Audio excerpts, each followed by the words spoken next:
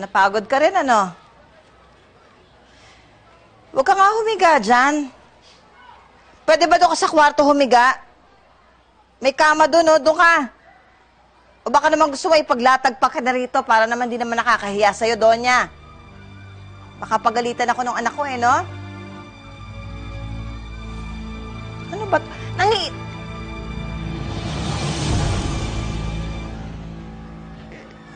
Anak naman ng... Eh, ba't naman hindi mo sinabi sa akin naman na nilalagnat ka?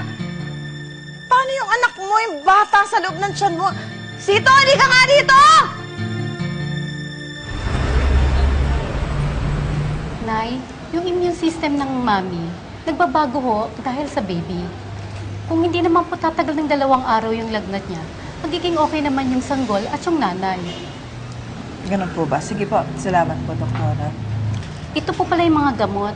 Pakibili na lang po kaagad, Nay. Tapos, hayaan nyo lang makapagpahinga ang anak nyo dyan.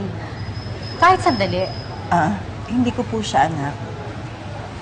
Asawa po siya ng anak kong magaling. Maraming salamat po, Dok. Kami po na bahala dyan, ha? Sige po, mag-rounds po muna ako. Laura, bakit ka ganyan magsalita? Hindi mo pa ba tanggap yan si Rachel? Bahagi na siya ng pamilya natin? Hindi. Pero yung anak na nasa loob ng sinapupunan niya, oo.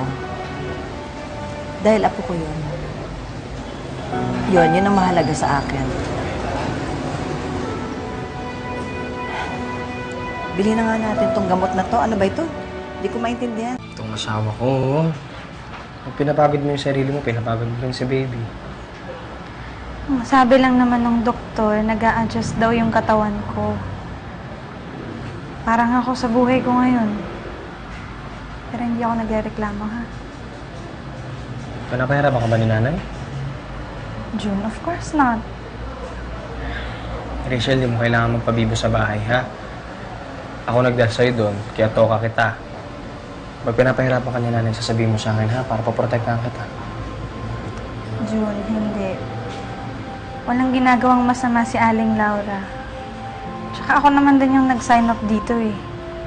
Ngayon, hindi lang ikaw yung dapat kong pakisamahan. Siyempre, kailangan ko rin ma-win yung trust ng family mo.